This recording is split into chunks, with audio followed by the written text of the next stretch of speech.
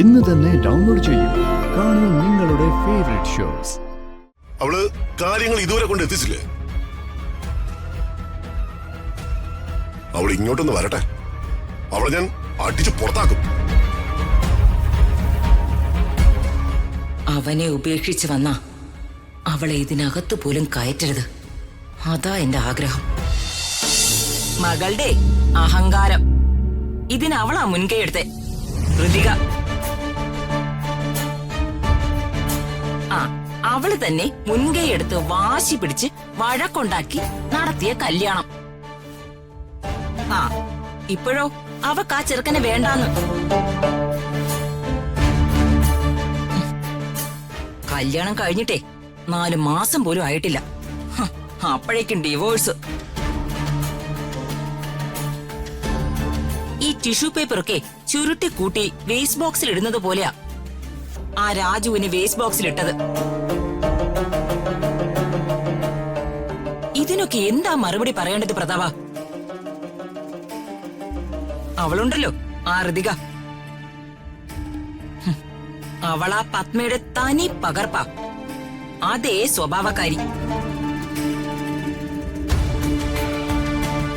കണ്ടോ അവളിപ്പോ രാജുവിനെ വഞ്ചിച്ചത് കണ്ടോ?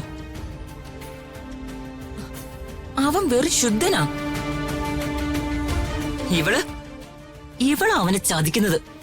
വഞ്ചകി. അവളിങ്ങ് വരട്ടെ.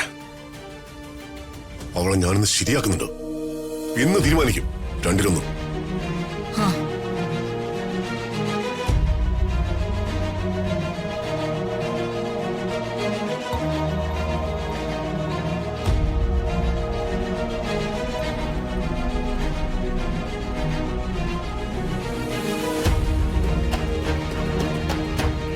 മോളെ ഒന്ന് വിളിച്ചു ചോദിക്കാം.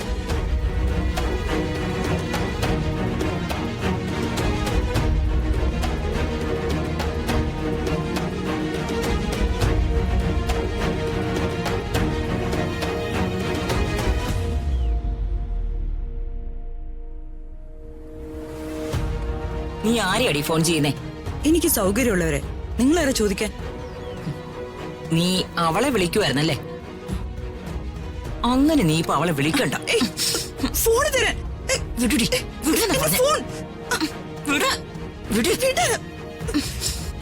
ഫോൺ വിടാൻ. രാജു, രാജു വേണ്ട. അവരെ തല്ലരുത് രാജു. അവര് ചത്തുപോവും. അവര് ചത്ത കൊലക്കുറ്റത്തിന് രാജു ജയിലിൽ പോകേണ്ടി വരും. എനിക്കെന്റെ രാജുവിനെ വേണം. നമുക്ക് ഒരുമിച്ച് ജീവിക്കണ്ട രാജു. പിന്നെ എന്റെ ഋതികയെ തൊട്ടവരെ ഞാൻ എന്ത് ചെയ്യണം?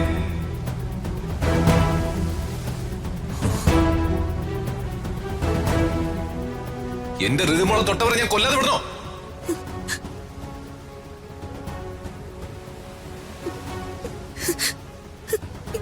എന്താ വിളിച്ചേ? രാജു ഇപ്പൊ എന്താ പറഞ്ഞേ? ഒന്നുകൂടെ പറ. ഋതിക, എന്റെ ഋതിമോള്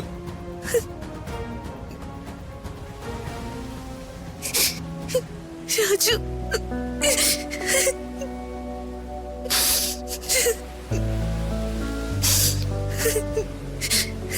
അത്രയ്ക്ക് ഇഷ്ടമാണോ രാജുന് എന്നെ? എനിക്കിഷ്ടമാണ്. എന്റെ ഋതുവിനെ എനിക്കെന്റെ പ്രാണനേക്കാൾ ഇഷ്ടമാണ്. പ്രാണനേക്കാളും. എന്റെ ഋതുമോള് എന്റെ ജീവന, എന്റെ എല്ലാമാ. നീ ഇല്ലാത്ത ലോകത്ത് രാജു ഉണ്ടാവില്ല. ഇത് കേൾക്കാനല്ല രാജു ഇത്ര നാളും ഞാൻ കാത്തിരുന്ന്. രാജുൻ എന്നോട് ഇത്രയും പ്രണയമുണ്ടെന്ന് ഇപ്പോഴല്ലേ ഞാൻ അറിയുന്നത്. മനസ്സിലിങ്ങനെ തീരത്തല്ലായിരുന്നു ഋതു. എനിക്ക് നിന്നോടുള്ള പ്രണയം തുറന്നു പറയാൻ വൈകിപ്പോയി. എന്റെ ഋതു. രാജു,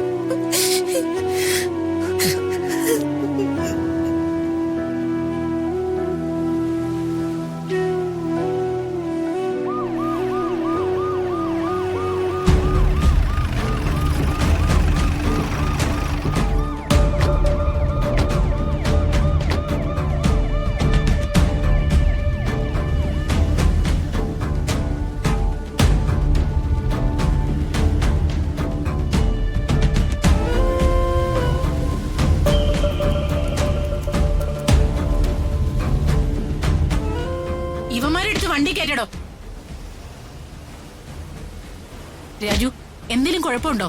ഓക്കെ അല്ലേ? ആ ഓക്കെയാണ്. മുറിവോ ചതവോ ഉണ്ടോ? ഒരു കുഴപ്പമില്ല മാഡം. ഇവന്മാർ ഒത്തിരി തല്ലിയോ?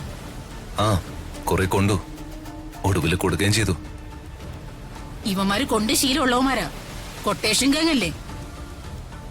പ്രതികെ, രാജുവിനെ എത്രയും പെട്ടെന്ന് ഹോസ്പിറ്റലിൽ കൊണ്ടുപോകും. ശരി മാഡം.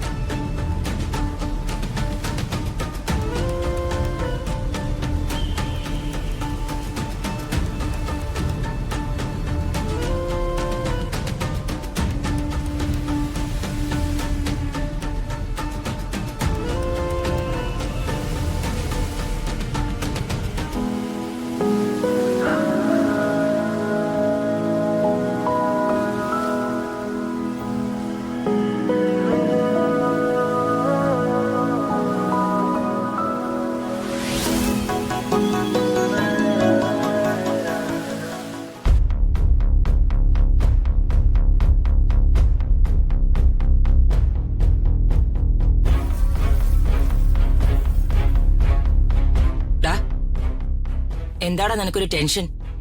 ടെൻഷനോ? എനിക്കോ? അമ്മയ്ക്ക് ഒരു തോന്നിയതാവും.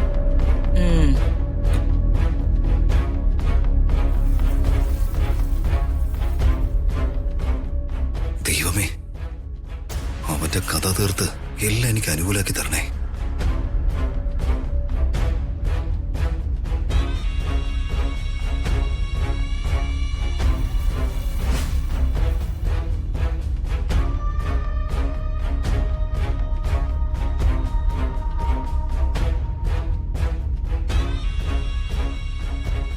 ഏട്ടൻ ഇങ്ങനെ വിഷമിക്കാതെ, ഇതിന്റെയൊക്കെ ഗൗരവം അറിയാതെ അവൾ ചെയ്തതായിരിക്കും.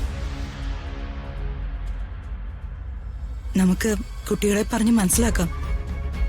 ഇനി എന്ത് പറഞ്ഞ് മനസ്സിലാക്കാൻ? അവള് കാര്യങ്ങൾ ഇതുവരെ കൊണ്ട് എത്തിച്ചില്ലേ? അവൾ ഇങ്ങോട്ടൊന്ന് വരട്ടെ, അവളെ ഞാൻ അടിച്ചു പുറത്താക്കും. അവനെ ഉപേക്ഷിച്ച് വന്ന അവളെ ഇതിനകത്ത് പോലും കയറ്റരുത്. അതാ എന്റെ ആഗ്രഹം.